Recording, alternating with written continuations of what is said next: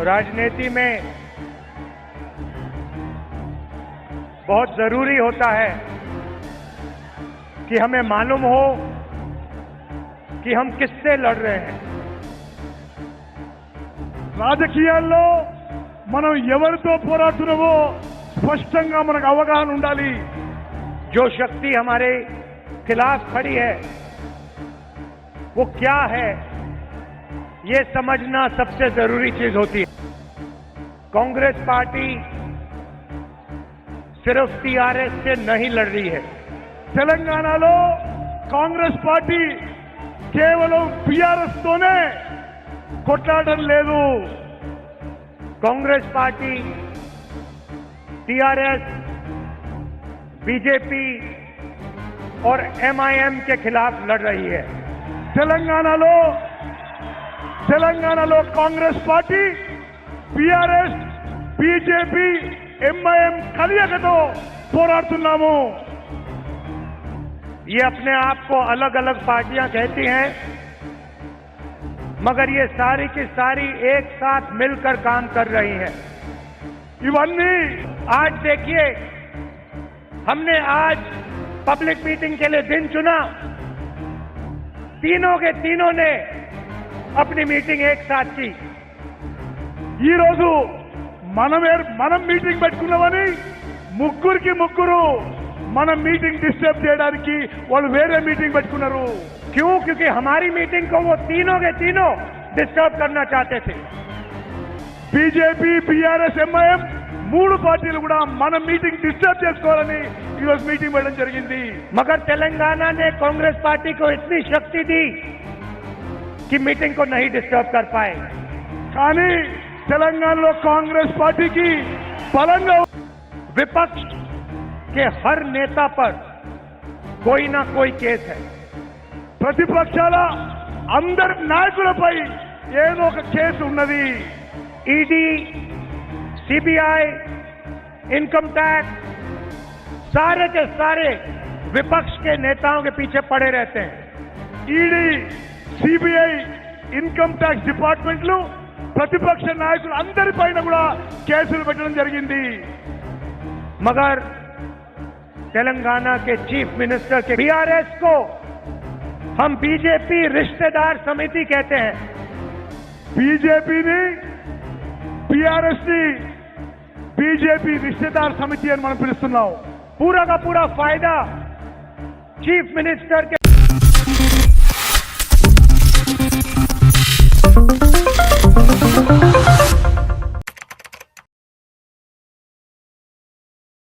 नमस्कार, मैं प्रांशी राठौर और आप देख रहे हैं नेक्स्ट 9 न्यूज। स्वागत है आपका हमारी स्पेशल प्रोग्राम आमने सामने में, जिसमें आज हम बात करेंगे कांग्रेस नेता राहुल गांधी के बारे में और देश के प्रधानमंत्री नरेंद्र मोदी के बारे में। 2024 के लोकसभा चुनाव को लेकर दावे लगातार किए जा रहे हैं कांग्रेस की तरफ से। राहुल गांधी 2024 को लेकर साफ तौर पर कह चुके हैं कि लोकसभा चुनाव में इंडिया गठबंधन की जीत पक्की है, मैं दावे के साथ कह रहा हूं। और दूसरी ही तरफ इन लोकसभा चुनाव के साथ साथ राहुल गांधी का कहना है 5 राज्यों के विधानसभा चुनाव को लेकर। जी हां, मध्य प्रदेश, राजस्थान, छत्तीसगढ़, तेलंगाना और मिजोरम में साल के अंत तक विधानसभा चुनाव होने जा रहे हैं। इन विधानसभा चुनाव को लेकर कांग्रेस पार्टी लगातार अहम दावे कर रही है। कांग्रेस ने हिमाचल में जीत हासिल की तो वहीं कर्नाटक में प्रचंड जीत हासिल करती हुई नजर आई है। तो राहुल गांधी के ये दावे बीजेपी खेमे की मुश्किलों को बढ़ा रहे हैं, लेकिन दूसरी ही तरफ राहुल गांधी खुद एक बड़ी चुनौती बने हुए हैं, क्योंकि पीएम पद की दावेदारी के लिए उन्होंने खुद को आगे कर लिया। भारत जोड़ो यात्रा में उनका संघर्ष काफी शानदार देखने को मिला। उनकी लोकप्रियता दिन प्रतिदिन बढ़ रही है और जल्द ही भारत जोड़ो यात्रा 2.0 की शुरुआत भी होने जा रही है। ऐसे में देखा जाए तो राहुल गांधी चुनौतियों पर चुनौती दे रहे हैं बीजेपी खेमे को, मोदी सरकार को। अब वह हाल ही में तेलंगाना पहुंचे। तेलंगाना में कांग्रेस की शानदार रैली देखने को मिली, खास कार्यक्रम आयोजित किया गया। भरे मन से कांग्रेस के राष्ट्रीय अध्यक्ष मल्लिकार्जुन खड़गे ने अपनी बात रखी, कांग्रेस के पूर्व अध्यक्ष सोनिया गांधी ने भी, तो वहीं राहुल गांधी भी यहाँ की सरकार पर बरसते हुए नजर आए। दरअसल आपको बता दें, राहुल गांधी ने साफ तौर पर कहा कि बीआरएस और बीजेपी रिश्तेदार हैं। आखिर क्यों विपक्ष पर ही निशाना साधा जाता है, बीआरएस पर क्यों नहीं? आखिर क्यों यहां पर भारतीय जनता पार्टी बीआरएस का साथ देती हुई नजर आती है और बीआरएस यहां पर बीजेपी के समर्थन में खड़ी रहती है? तो यहां पर बीआरएस को वह चुनौती देती हुई नजर आए हैं। आखिर राहुल गांधी क्या कुछ कहते हैं, सुनिए जरा। राजनीति में बहुत जरूरी होता है कि हमें मालूम हो कि हम किससे लड़ रहे हैं। రాజకీయాల్లో మనం ఎవరితో పోరాడుతున్నామో స్పష్టంగా మనకు అవగాహన ఉండాలి. जो शक्ति हमारे खिलाफ खड़ी है वो क्या है, ये समझना सबसे जरूरी चीज होती है. ఏ శక్తులైతే మనకు వ్యతిరేకంగా నిలబడ్డాయో అది మనకు స్పష్టమైన అవగాహన ఉండాలి. तेलंगाना में कांग्रेस पार्टी सिर्फ टीआरएस से नहीं लड़ रही है. తెలంగాణలో కాంగ్రెస్ పార్టీ కేవలం బీఆర్ఎస్ తోనే కొట్లాడడం లేదు. कांग्रेस पार्टी टीआरएस, बीजेपी और एमआईएम के खिलाफ लड़ रही है. తెలంగాణలో Congress party BRS, BJP, MIM కలయికతో పోరాడుతున్నాము. ये अपने आप को अलग अलग पार्टियां कहती हैं, मगर ये सारी की सारी एक साथ मिलकर काम कर रही हैं. ఇవన్నీ వేరు వేరు పార్టీగా అవుపడతాయి కానీ బీఆర్ఎస్, బీజేపీ, ఎంఐఎం తెలంగాణలో కలిసిపోయాయి. टीआरएस को मैंने अपनी आंखों से लोकसभा में देखा है. నేను లోక్సభ పార్లమెంట్ లో బీఆర్ఎస్ ఎంపీలను చూశాను. जब भी बीजेपी को उनकी जरूरत पड़ी, एकदम उनके लोगों ने पूरा समर्थन किया. పార్లమెంట్ లో బీజేపీకి అవసరం ఉన్నప్పుడల్లా బీఆర్ఎస్ ఎంపీలు మద్దతు పలికిండ్రు.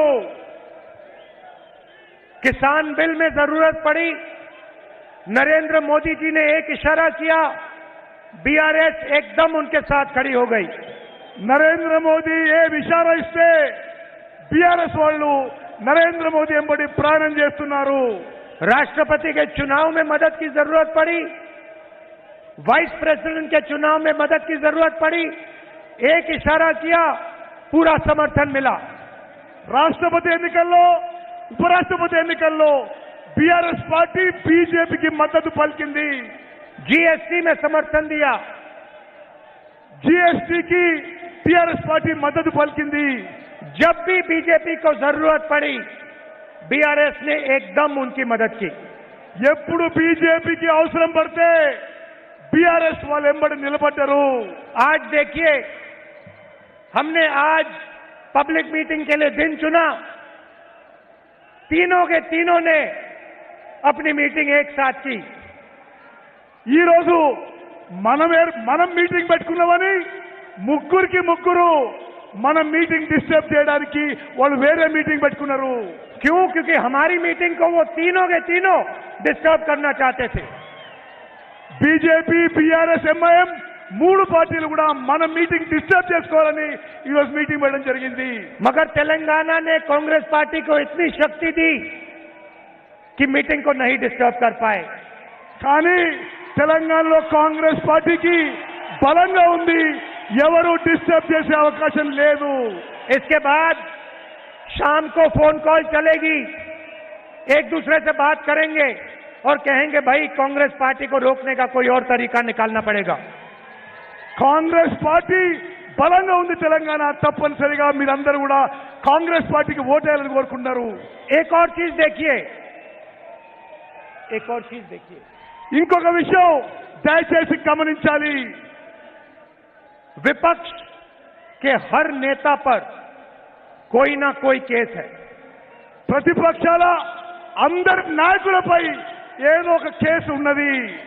ईडी, सीबीआई, इनकम टैक्स, सारे के सारे विपक्ष के नेताओं के पीछे पड़े रहते हैं। ఈడీ, సిబిఐ, ఇన్కమ్ ట్యాక్స్ డిపార్ట్మెంట్లు ప్రతిపక్ష నాయకులు అందరిపైన కూడా కేసులు పెట్టడం జరిగింది. मगर तेलंगाना के चीफ मिनिस्टर के खिलाफ कोई केस नहीं है। కానీ తెలంగాణ ముఖ్యమంత్రి కేసీఆర్ పై బీజేపీ వాళ్ళు ఏ కేసు పెట్టలేదు. एमआईएम के नेताओं के खिलाफ कोई केस नहीं है। ఎంఐఎం నాయకులపై ఏ కేసులు పెట్టలేదు. सिर्फ विपक्ष पर आक्रमण होता है। కేవలం ప్రతిపక్ష నాయకులపైనే కేసులు పెట్టారు. नरेंद्र मोदी जी अपने लोगों पे कभी आक्रमण नहीं करते हैं। నరేంద్ర మోదీ తన సొంత మనుషులపై కేసులు పెట్టడు. అందుకోసమే కేసీఆర్ వైసీపై కేసు పెట్టలేదు. वो आपके चीफ मिनिस्टर को और एमआईएम को अपना मानते हैं, इसलिए इन लोगों पे कोई भी केस नहीं है। నరేంద్ర మోదీ గారు ముఖ్యమంత్రి కేసీఆర్ అసౌద్దీన్ ఓవైసీని తన మనుషులుగా భావిస్తాడు కాబట్టి వాళ్ళ మీద ఏ కేసులు పెట్టలేదు.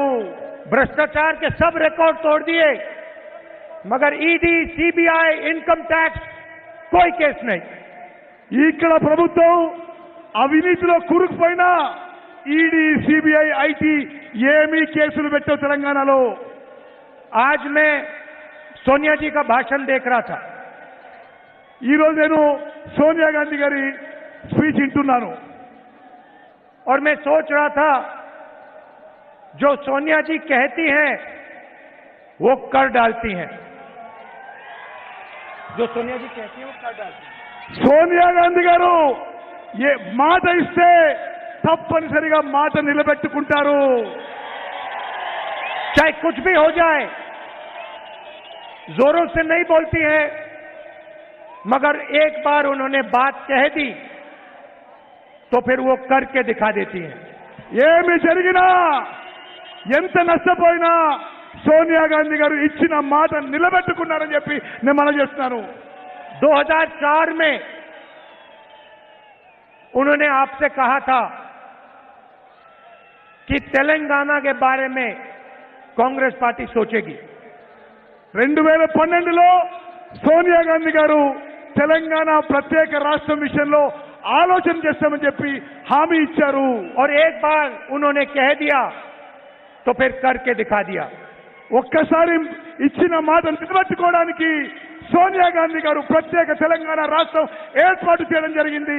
और आपका जो सपना था, तेलंगाना स्टेट का सपना, जिसके लिए आपने खून पसीना कुर्बानी दी थी, उस सपने को सोनिया जी ने आपके साथ मिलकर पूरा किया।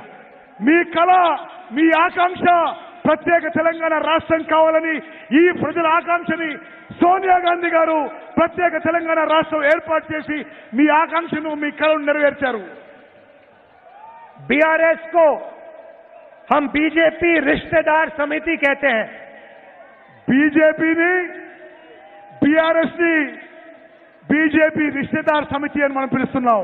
पूरा का पूरा फायदा चीफ मिनिस्टर के परिवार को मिलता है।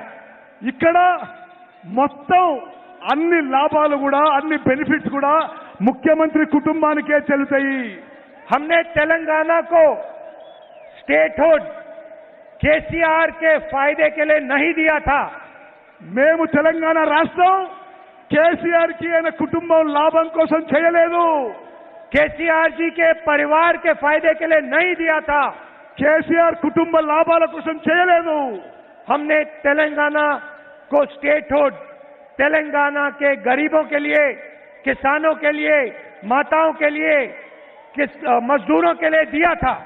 తెలంగాణ రాష్ట్రం మేము ఏర్పాటు చేసింది తెలంగాణలో రైతుల కోసం, పేదవారి కోసం, బలహీన వర్గాల కోసం, మహిళల కోసం, రైతుల కోసం తెలంగాణ రాష్ట్రం ఏర్పాటు చేసినాం. और पिछले 9 सालों में तेलंगाना के गरीब लोगों को, किसानों को, मजदूरों को, छोटे दुकानदारों को, महिलाओं को, युवाओं को फायदा नहीं पहुंचा। గత 9.5 ఏళ్ల బీఆర్ఎస్ పరిపాలనలో తెలంగాణలో బీదవారికి, రైతులకి, చిన్న వ్యాపారులకి, దళితులకి, మైనారిటీలకి ఎవరికి లాభం జరగలేదు. हमने पहले आपको तेलंगाना की स्टेटहुड की गारंटी दी थी। మేము తెలంగాణ రాష్ట్రం ఇస్తామని గ్యారంటీ ఇచ్చినాము। और जो हमने कहा, जो सोनिया जी ने कहा था, वो कांग्रेस पार्टी ने आपके साथ मिलकर पूरा किया। తెలంగాణ రాష్ట్రం గ్యారంటీ ఇచ్చి తెలంగాణ రాష్ట్రం ఏర్పాటు చేసింది కాంగ్రెస్ పార్టీ। 100 दिन के अंदर बीआरएस की सरकार यहां से हट जाएगी। అతి కొద్ది సమయంలో బీఆర్ఎస్ ఇక్కడి నుంచి తరిమి కొట్టబడుతుంది। इसको कोई नहीं रोक सकता, ఎవరు ఆపలేరు। चाहे बीजेपी चाहे, चाहे एमआईएम चाहे, चाहे बीआरएस चाहे। ये आपने सुना कि किस तरीके से राहुल गांधी ने डंके की चोट पर अपनी बात रखी है। तेलंगाना में इस साल के अंत में विधानसभा चुनाव होंगे और देखना यहाँ पर ये दिलचस्प होगा कि राहुल गांधी, मल्लिकार्जुन खड़गे, प्रियंका गांधी, सोनिया गांधी जी की रणनीतियां यहाँ पर कितना रंग लाएंगी।